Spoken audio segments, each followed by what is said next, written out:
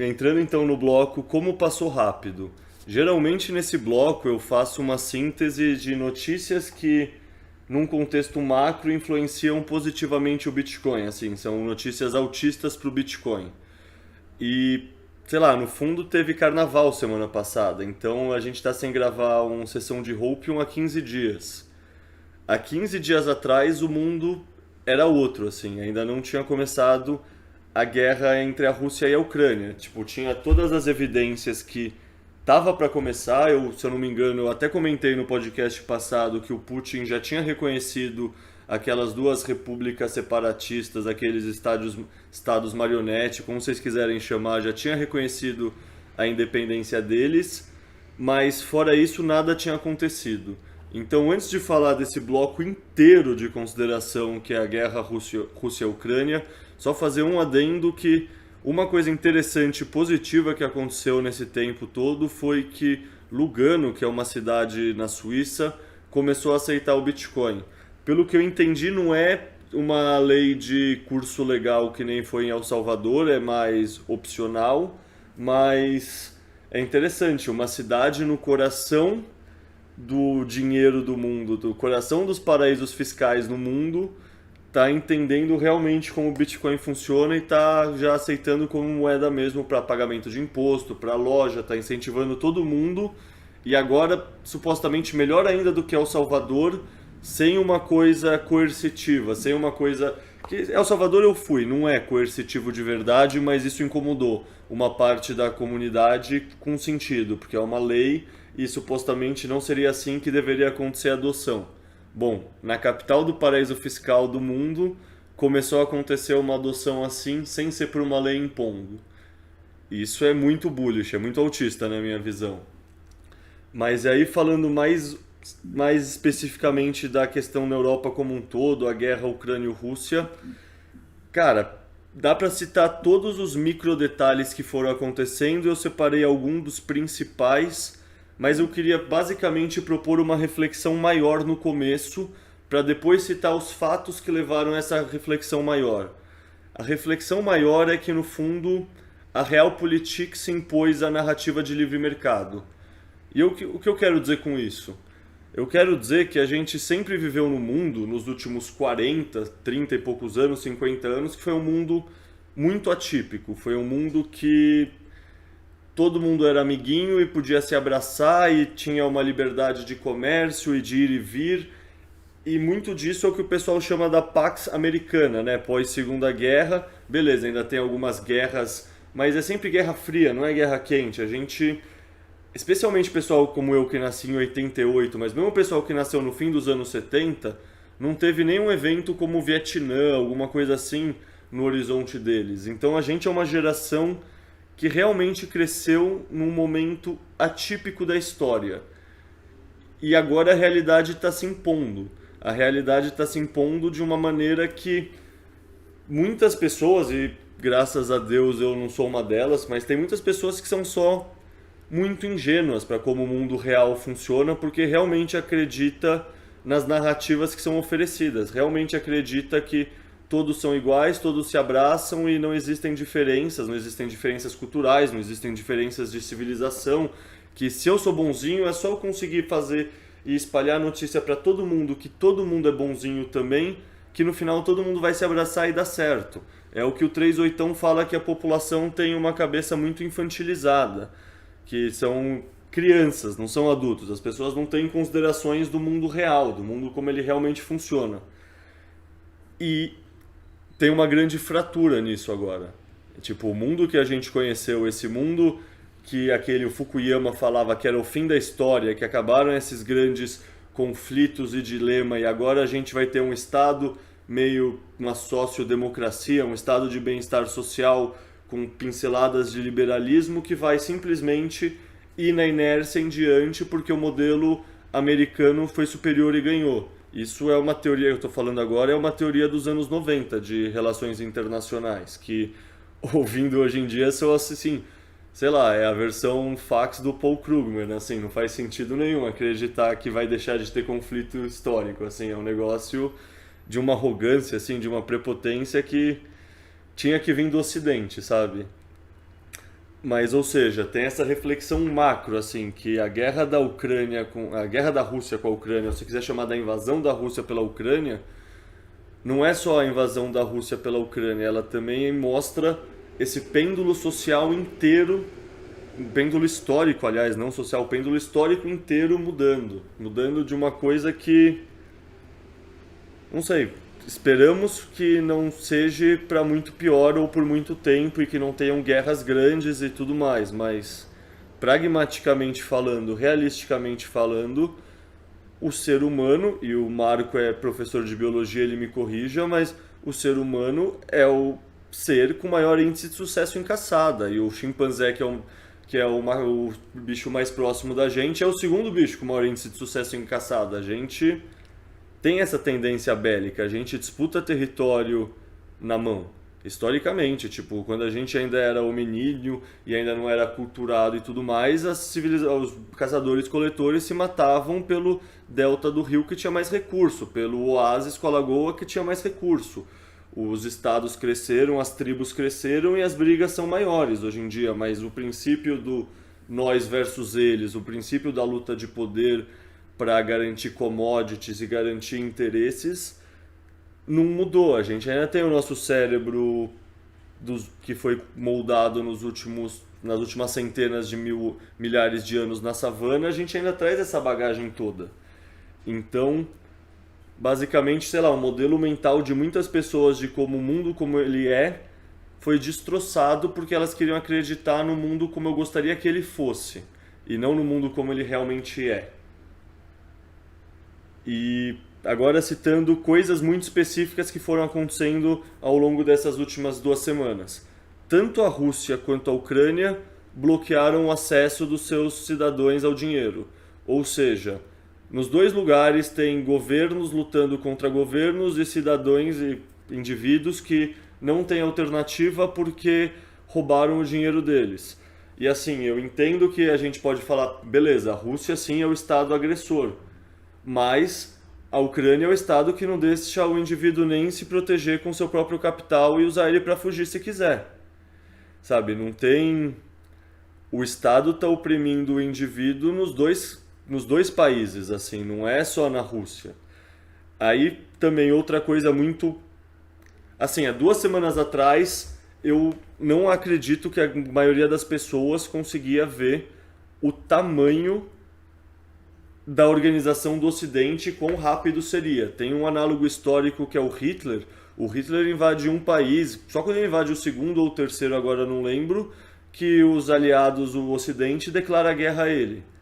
O Ocidente não declarou guerra cinética, uma guerra frontal de exército, mas a unidade em todas as sanções, em toda a resposta, é algo que eu acho que há 2 semanas atrás ninguém imaginaria, sendo bem sincero. Tipo, cortar a Rússia do sistema de pagamentos internacionais, que é o SWIFT, cortar o Banco Central Russo do sistema de bancos centrais, cortar as empresas russas de exportar para qualquer lugar do mundo, cortar a participação de todas as empresas de fora da Rússia na Rússia.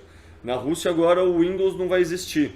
E tipo, todos os computadores lá rodam em Windows. Na Rússia agora não vai ter peça para o Airbus. E todos os aviões voam lá em Airbus ou em Boeing, não lembro qual dos dois, mas eu vi alguma coisa assim, não vai ter peça para manutenção daqui a semanas, assim, sabe? Não tem estoque para essas coisas no mundo atual. Então, assim, o mundo que era tão interconectado e tão... É um termo da geografia que é o just in time, que é que você não faz estoques porque você tem uma cadeia de suprimento global. Isso não existe mais.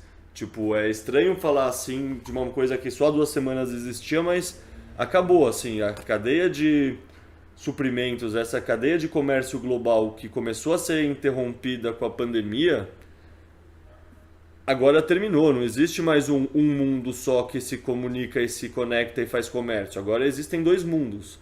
Existe o mundo da Rússia com a China e países satélites, e esse mundo supostamente está em ascensão, e existe o Ocidente. E o Ocidente, ao fazer todas essas sanções, muitos dizem, e é muito possível que seja mesmo, se deu um tiro no pé de bazuca. Por quê? Porque assim, beleza, no primeiro momento, e esse é um grande erro das pessoas desse mundo que pensa na realidade de uma maneira mais subjetiva e mais ingênua, as pessoas tendem a pensar só na primeira derivada. Elas não pensam na segunda derivada. E a segunda derivada é que a moeda real da Rússia não é o rublo. A moeda real da Rússia é todas as commodities que eles têm. Eles têm trigo, eles têm gás, eles têm petróleo. E eles ainda vão ter isso, eles não vão empobrecer, eles estão empobrecendo na cotação de uma moeda que eles não necessariamente precisam usar. E na visão do Estado que está fazendo o cálculo, você está pegando o patrimônio do meu cidadão. Foda-se, eu também peguei o patrimônio do meu cidadão, meu indivíduo que se foda. Para mim tá tudo certo. Só que as consequências de você cortar um Estado desse tipo de sistema é que você atrapalha o efeito de rede desse sistema, por definição. Então, uma coisa que passou batido por muitas pessoas da comunidade é que numa fala do Jerome Powell, que é o presidente do Fed, ele falou que o dólar não precisa ser necessariamente a única moeda de reserva global. Porque isso é uma implicação direta das sanções. Então ele, sei lá, deu uns spoilers assim, sem se comprometer muito, mas pensa no caso da Alemanha, pensa no caso da China, pensa no caso de qualquer outro país que ainda quer trigo, ainda quer gás e ainda quer petróleo, que são basicamente comida e energia que o mundo mais usa, que a Rússia é um dos grandes exportadores. Pô, a Rússia não pode mais negociar em dólar. Tá, a Rússia pode simplesmente falar, tá legal, eu vendo esse trigo por barras de ouro, eu vendo esse trigo por yuans digitais, eu vendo esse trigo por Bitcoin, eu vendo esse trigo por filhotinhos de poodle. Eu posso vender esse trigo pelo que eu quiser, tipo, eu que estou vendendo. E todo mundo vai querer comprar. E talvez o Ocidente, ao não querer comprar, faça o quê? Simplesmente faça a Alemanha e todos os países do Ocidente terem que pagar um valor mais alto por todas essas commodities, porque nesse bloco do Ocidente essas commodities têm menos produtores agora, portanto elas estão mais escassas. E no bloco da China e Rússia, basicamente a China vai conseguir comprar tudo com um grande desconto, porque agora a Rússia só pode vender para a China. Então assim, olha que jogada de política, de pensamento estratégico, entre aspas, genial do Ocidente. A gente joga o maior produtor de commodities, ou um dos maiores produtores de commodities, no colo de quem a gente julga ser o nosso adversário na corrida geopolítica mundial da tal armadilha de Thucydides, que é aquela história que sempre tem um poder ascendente que vai entrar em guerra com o poder com o império que está perdendo poder. É uma coisa que Tucídides é um historiador lá da Grécia Antiga, na época Esparta e Atenas, e ele descreve essa dinâmica. E o mundo está caindo nessa... Quer dizer, não sou eu que estou falando isso, você vê vários TED Talks, Max Kaiser, todo mundo descreve esse processo de como o mundo está nessa armadilha de Tucídides entre o Ocidente, basicamente Estados Unidos e um pouco Europa, com a China. Então, assim, é uma jogada o oposto de genial você dar para a China um acesso a um desconto gigante em todas as commodities, enquanto você dá para você mesmo e para todos os seus aliados um aumento de preço gigante em todas as commodities. Então, é aquela coisa, tem muita gente que acha que o Putin calculou mal, calculou errado, o exército está velho e a guerra da Ucrânia é só sobre a Ucrânia.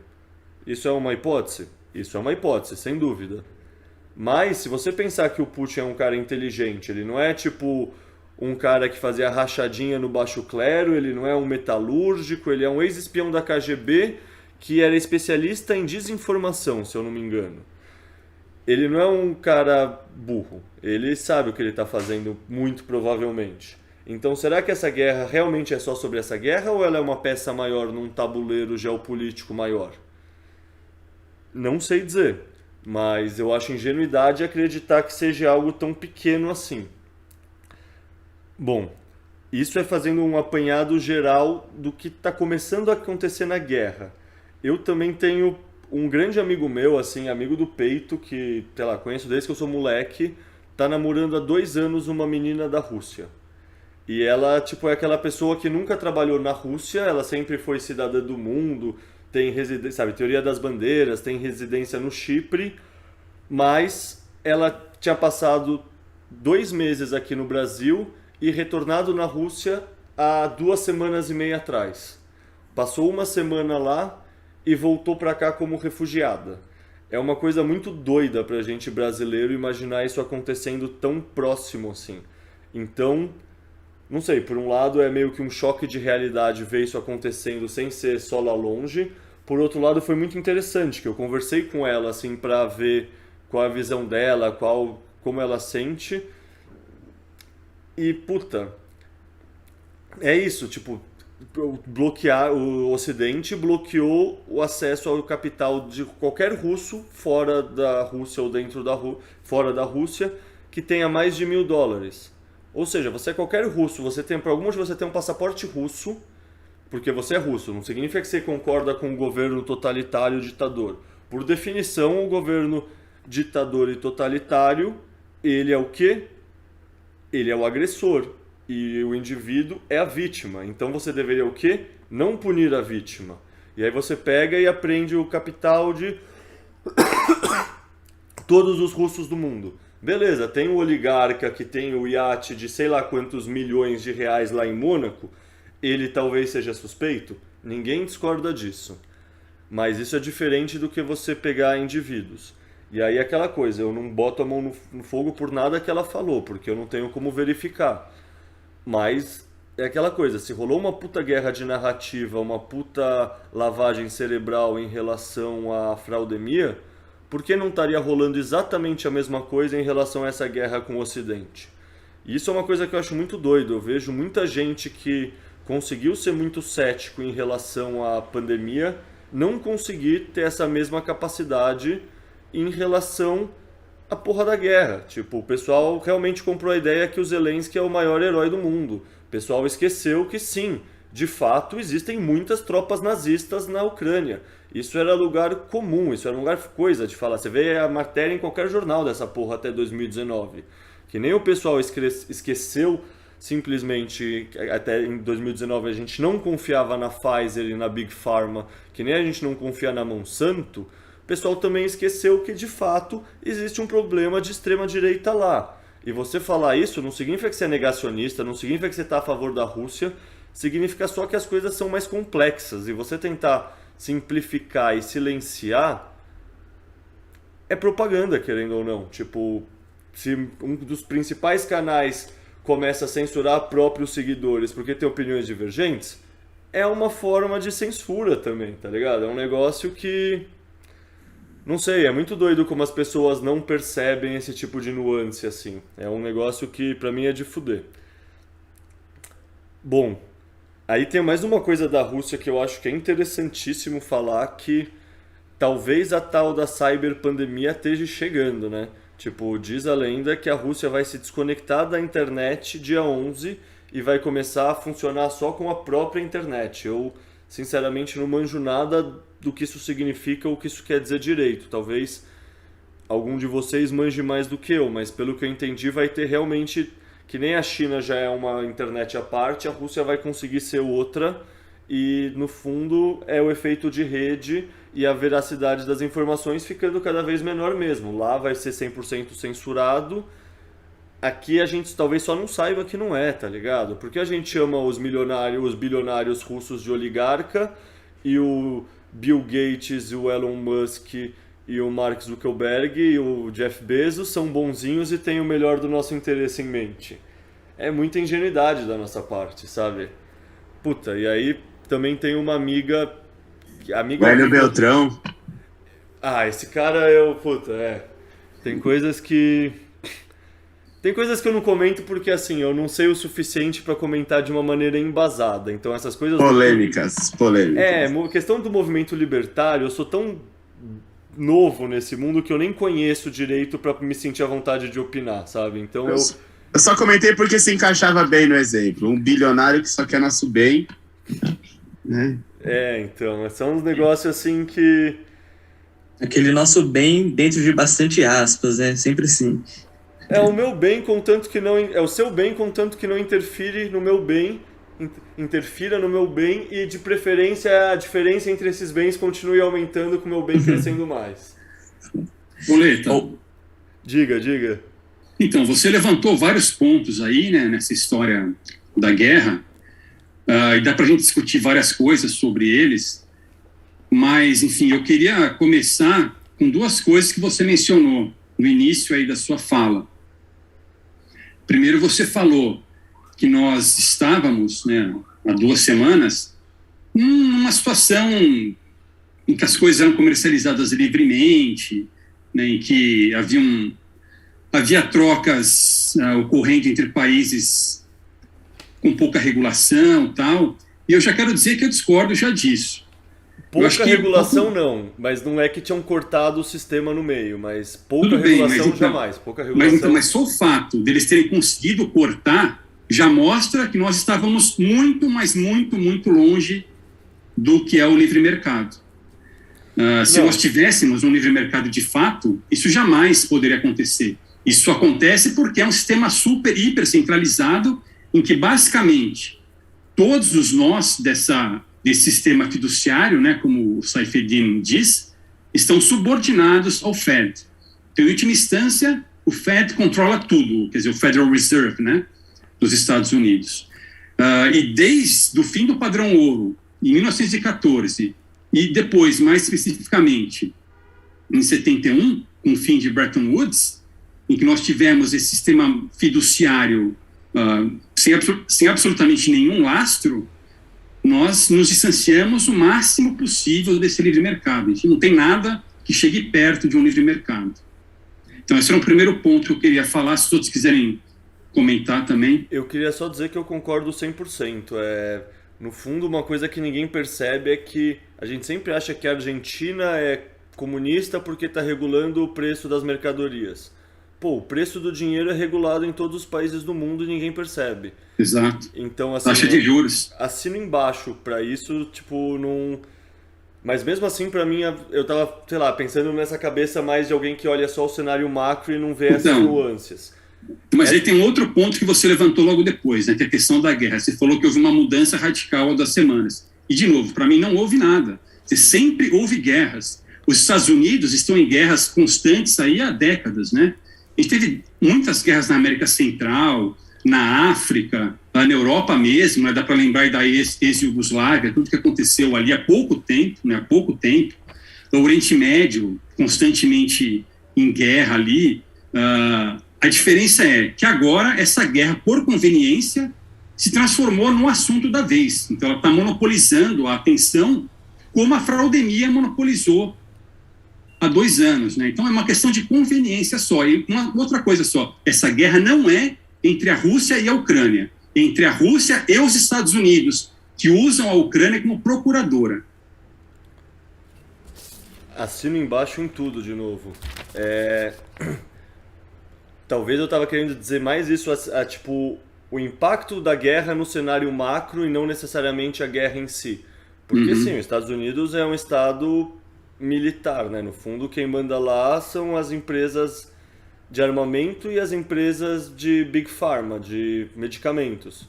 O que, inclusive, explica bastante dos últimos vários anos, não só dessa guerra, mas antes também. Pois é, então.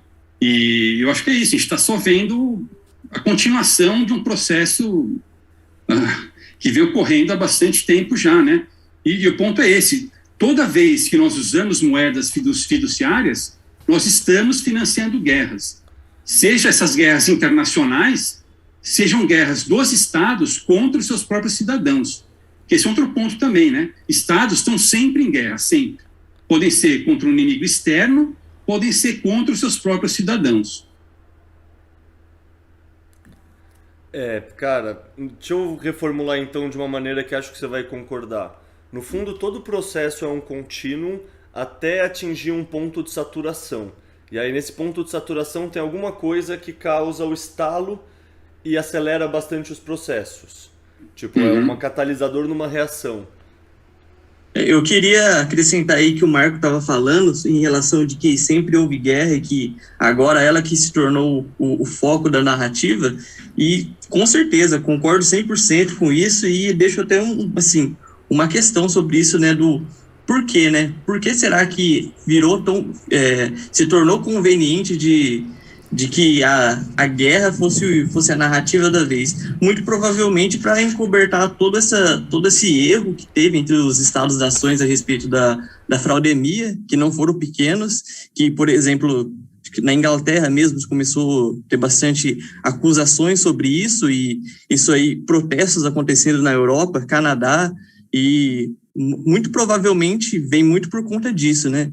O governo, ele sempre andou de mão dada com a grande mídia, isso aí, desde que Gutenberg começou a imprimir papel, e hoje não seria diferente.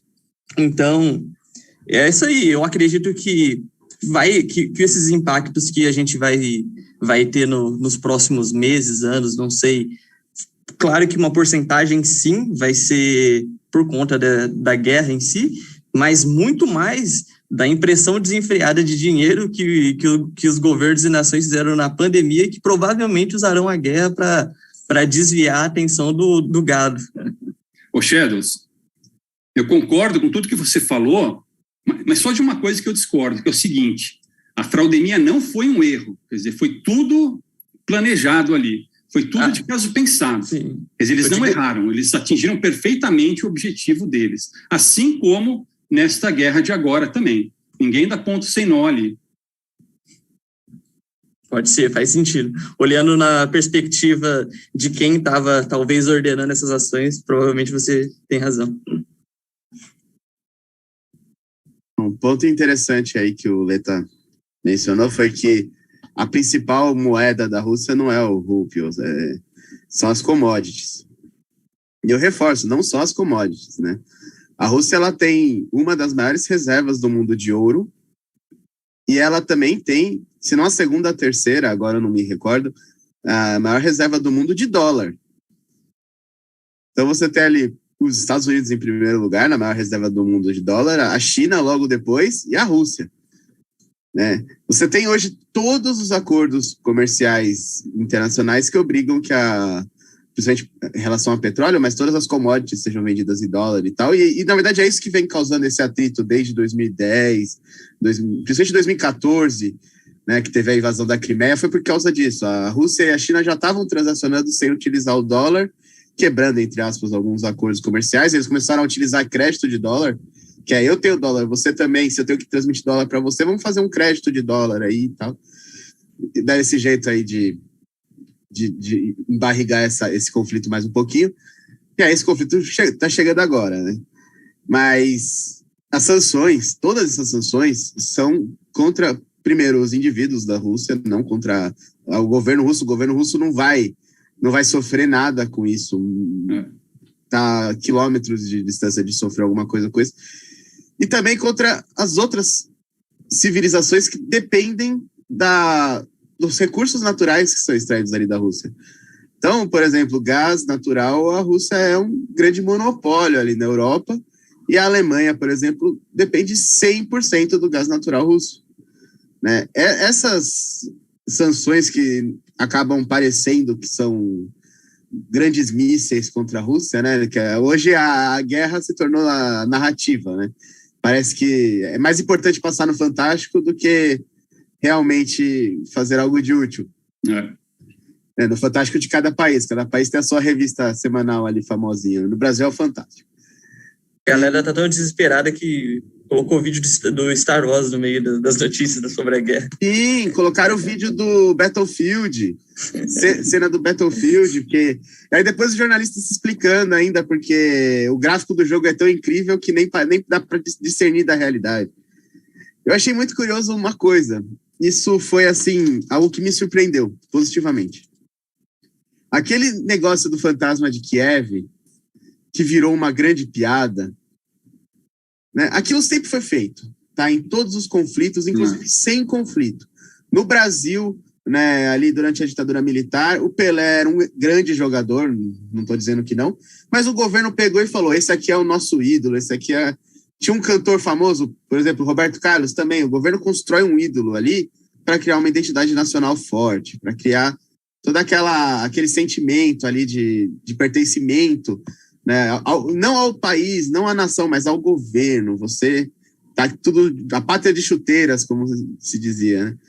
E o fantasma de Kiev virou uma grande piada. Isso é ótimo, porque as pessoas estão começando a enxergar o código da Matrix.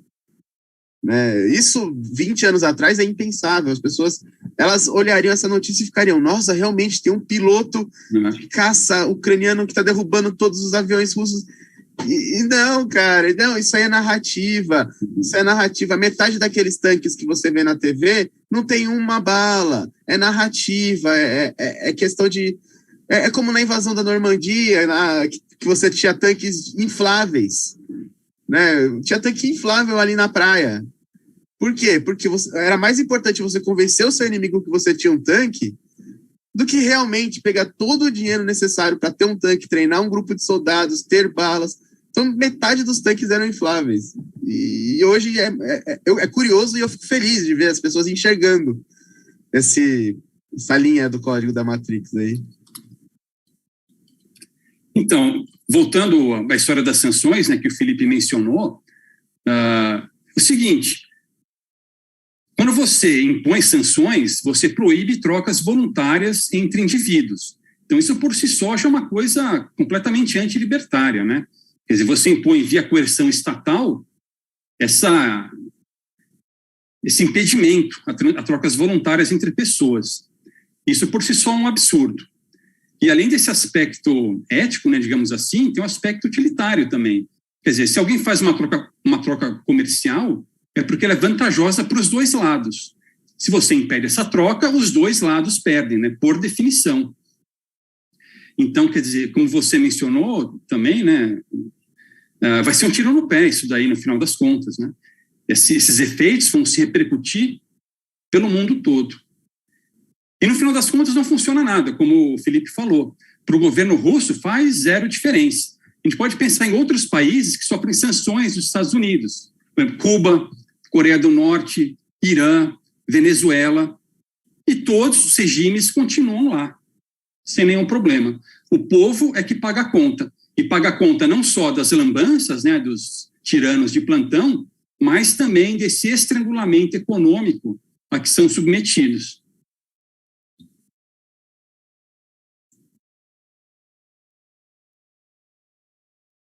Ali tem muita população ali que depende, literalmente depende da Rússia, né? Não apenas na Rússia, mas o grande celeiro ali de pecuária da Europa é a Ucrânia, por exemplo. Grãos, né? Grãos também. A parte de grãos, a Ucrânia também.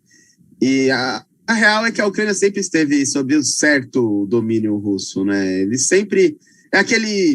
Eu fiz um podcast esses dias que eu até comentei. É como você ser um anão vizinho da mansão maromba. Né? Você até pode ser folgado. Mas se um deles resolver te bater um dia, você está ferrado. Né?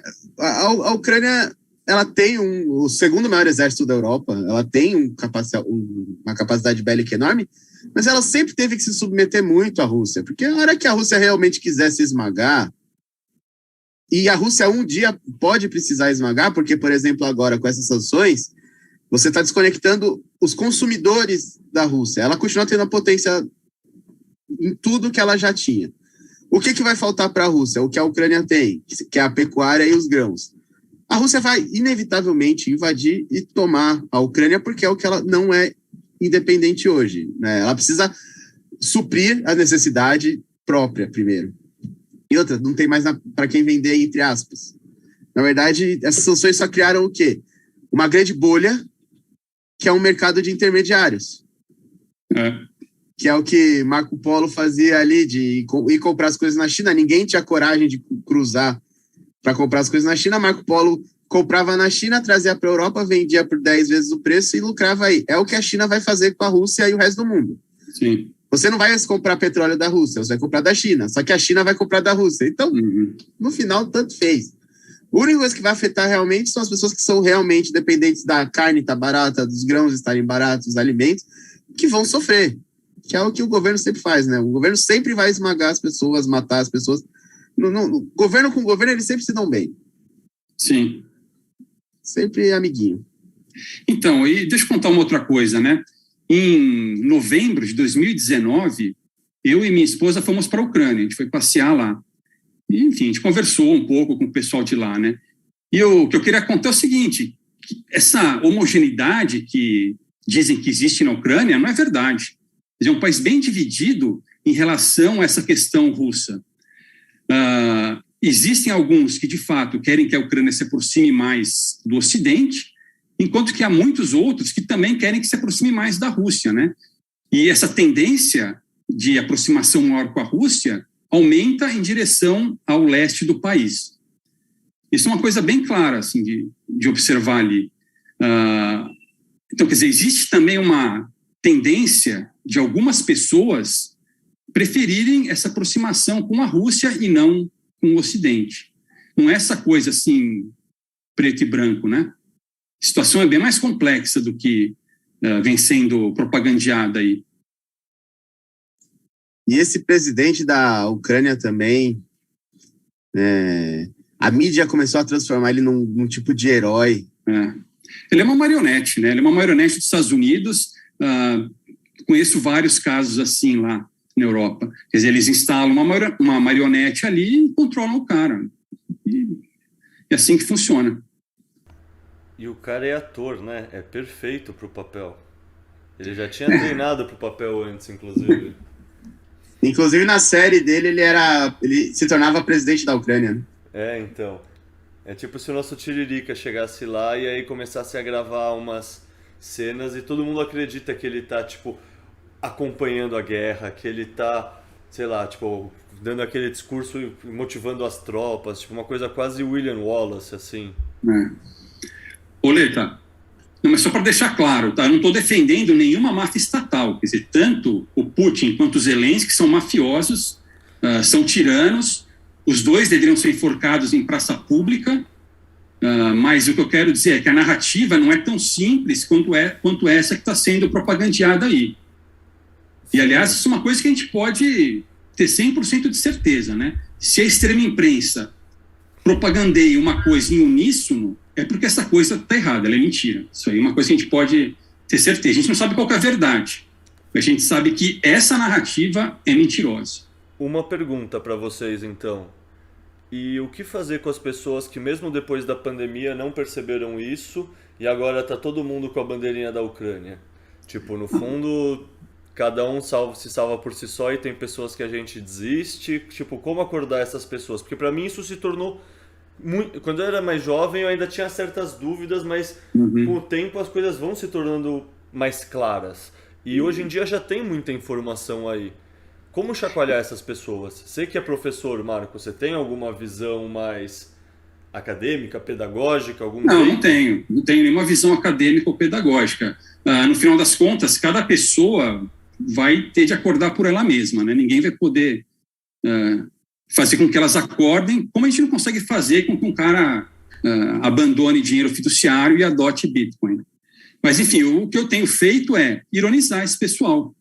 Eu tenho postado no meu Instagram, no Twitter e tal, essas tirazinhas, né, que tiram sarro desse pessoal. A chavinha estava lá no modo Covid e agora está no modo Ucrânia. Antes era fica em casa, agora Slava Ucraine, né? E, enfim, o que eu tenho feito é isso, explicar ou conversar com as pessoas quando elas dão oportunidade, que muitas vezes não dão, né? Já vem com o discurso pronto e não dá nem para discutir com esse tipo de gente, mas se a pessoa se mostrar aberta à discussão, aí eu discuto, mostro pelo menos um outro lado aí da história, né? Enfim, o que eu tenho feito, se der para fazer mais coisas, eu aceito sugestões também. Pelo menos para isso, o Arthur Duval foi extremamente útil, né? Para ridicularizar essa situação do herói que vai até a Ucrânia, essa situação dele foi muito útil. Foi bem didática. Fiz muito meme com isso.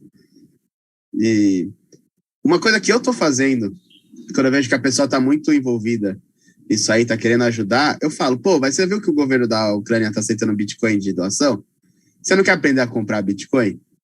Aí já teve umas 10 pessoas que eu fui, mandei um vídeo meu que eu ensino a comprar na Bipa, bem facilzinho assim, com Pix. A pessoa me agradece, depois fala, doei R$15 ali pra eles. Eu, pô, cara, aposto que esses R$15 vão fazer uma puta diferença na guerra. É isso aí. Mas pelo menos o cara aprendeu a usar Bitcoin. Então eu vejo até um lado bom nisso. Esses R$15 não vão fazer diferença nenhuma. Até porque o governo ucraniano tem 47 mil Bitcoins. Eles estão arrecadando dinheiro, Bitcoin para si mesmo, né? Não tem essa. Sim. Mas foi um gancho que eu peguei aí. Algumas pessoas que vieram comentando ou perguntando. Ou eu vi que a pessoa estava muito Ucrânia, não sei o que. Pô, cara, que legal que você se liga na Ucrânia. Que tal eu doar uns Bitcoin? Vamos lá, eu te ensino. Aí a pessoa compra pelo menos um pouquinho e vai pegando gosto. Cavalo de Troia, genial.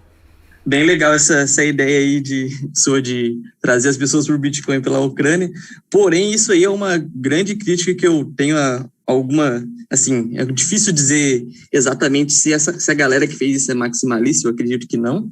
Mas é uma galera que, obviamente, tem Bitcoin / criptomoedas, que é a quantidade de doações que a Ucrânia teve. Eu acho que, sei lá, qualquer pessoa que entendeu de fato o Bitcoin entende o que a gente havia falado na conversa passada, de quem está sofrendo na real dessa história é os indivíduos, né? É o ucraniano médio e é o russo médio, que agora ele está à mercê de talvez um emprego que ele tinha, de um sistema que ele já estava habituado, e agora ele vai ter uma reviravolta, e o chicote do imposto provavelmente vai continuar o mesmo. Isso aí pode ter certeza que não vai diminuir, tende só a aumentar. Então, isso aí é um ponto, assim, estranho até, né? Claro que acho que depois de um tempo as maiores eram pela rede Ethereum e começa a fazer mais sentido, porque aquilo lá, no fundo, todo mundo sabe que não tem valor, é full especulativo, mas... Ô, Shadows. Oi? Mais do que isso, né? Esse pessoal aí da Ethereum tá ligado ao Fórum Econômico Mundial.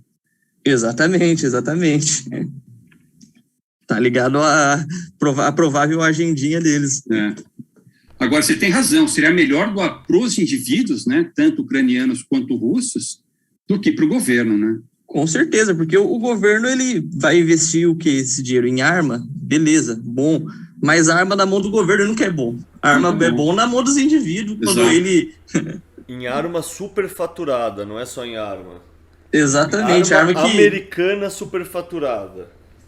Tipo, sabe aquele meme antigo da internet que, sei lá, essas guerrilhas africanas que dá um AK-47 com um macaco? Que ele sai atirando em todo mundo? É o que tá acontecendo lá agora, é umas armas assim que, sei lá, veio direto do filme do Star Wars, e o ucraniano médio que estava acostumado a assistir jogo de futebol na TV e tomar cerveja tá manuseando. E obrigado pelo Zelensky. Sem ser por livre e espontânea vontade, o que é pior ainda. Exato. E a ginástica mental da esquerda para justificar o armamento agora? Pois é, nossa, deu nó ali, né? Eles não sabem se apoiam o Putin, se apoiam o Zelensky, enfim, tá uma bagunça ali. Puta. Não, é um negócio importante para proteger a autonomia daquele povo. Do nosso povo, não. Nosso povo é melhor desarmar todo mundo, porque... Não, deixa eu disfarçar o porquê. Não vamos entrar nesse assunto. Pois é. E o Zelensky só liberou o porte de armas na véspera, né, da invasão. Enfim. Bem conveniente também. Eu tô achando tudo muito encenado.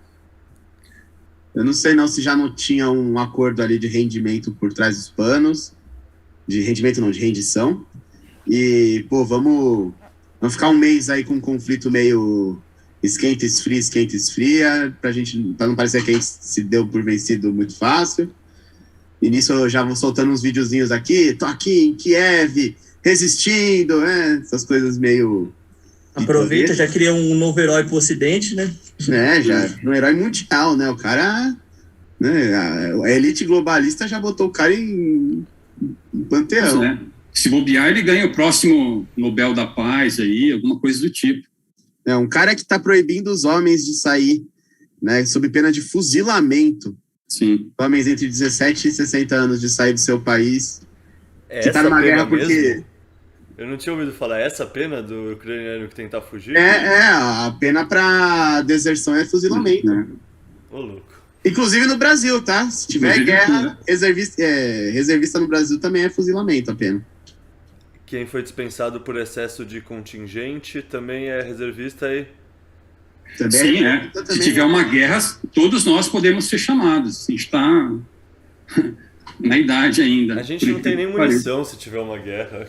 Então, eu não sei se é verdade, mas eu li uma vez que o exército brasileiro tinha munição para 1 hora. Eu não sei se é verdade, mas foi o que eu li uma vez.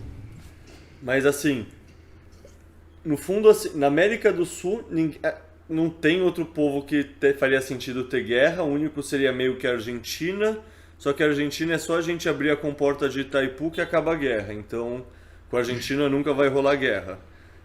E se for um invasor externo, a gente não vai ter chance mesmo. É melhor se render do que ficar lutando e matando gente à toa, né?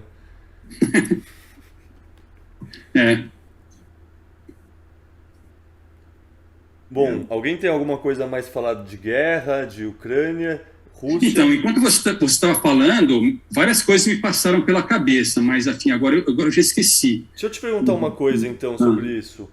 Na sua visão, o que vai rolar com o mundo por conta disso? Você concorda com essa visão de mundo quebrado em blocos diferentes e que provavelmente esse era o objetivo mesmo com o pessoal causando tudo isso? Não sei, acho que o objetivo, no final das contas, é prolongar essa impressão de dinheiro aí, é dar uma sobrevida a todo esse sistema fiduciário cujo fim é inevitável e está próximo. E eu acho que todas essas divisões são artificiais e não se sustentam no longo prazo. Como você falou mesmo, né, vai ter triangulação aí, enfim, dá-se um jeito. Se tem uma pessoa querendo alguma coisa num país, em outro querendo vender em outro, a transação de alguma forma vai acontecer, nem que demore mais e que seja mais cara. Enfim, da maneira como eu vejo também, os países já estão no bico do corvo, eles não podem se dar o luxo de arcar com todo esse custo aí militar por um tempo muito longo. Acho que isso só vai acelerar o colapso de todo esse sistema fiduciário de petrodólares que nós temos hoje. Uma coisa que eu acho bem interessante ressaltar aí é essas sanções, eu enxergo uma grande arrogância nessas sanções, né? Porque parece que assim, nossa, sem o modelo SWIFT a Rússia não vai conseguir transacionar. Se a Rússia não vender o gás natural para a Alemanha, você vai sufocar a Rússia ali, como se a lei posta ali no papel fosse realmente fazer alguma diferença no mundo físico. E não, a lei simplesmente vai dar alguns nortes ali, mas no mundo físico prevalece. Então, se eles têm gás em abundância e alguém quer comprar gás, eles vão comprar deles, nem que vá até a China e volte. Mas eles vão comprar deles, porque eles precisam de gás e eles têm gás para vender. Então, eu vejo muito essa arrogância, até que Hayek até falava de arrogância fatal. É bem isso, é uma arrogância, parece que numa canetada vão resolver tudo. E a coisa só piora, né? Para a população, para a plebe, né? A canetada só piora a situação. Pois é, como eu falei, nas vezes em que isso foi tentado anteriormente, não deu certo para o objetivo alegado, né? Que era derrubar o regime. Quer dizer, o regime lá do Putin pode até cair, mas não vai ser por causa disso. Pode ser por outros fatores, mas não por causa de sanção econômica. Vocês acreditam nessa... Sei lá, pra mim é um boato, pra mim é propaganda, mas o pessoal falando que o Putin tá com doença terminal, pra mim isso é, tipo, claramente uma propaganda do Ocidente, porque não é só eles que fazem propaganda, a gente também faz. Mas vocês acreditam alguma... Sei lá, vocês já pensaram sobre isso de alguma maneira? Não, olha, não pensei, porque acho que no final das contas não importa. Mesmo que ele esteja e que ele morra em breve, já veria algum sucessor para ocupar esse nicho dele rapidamente, né?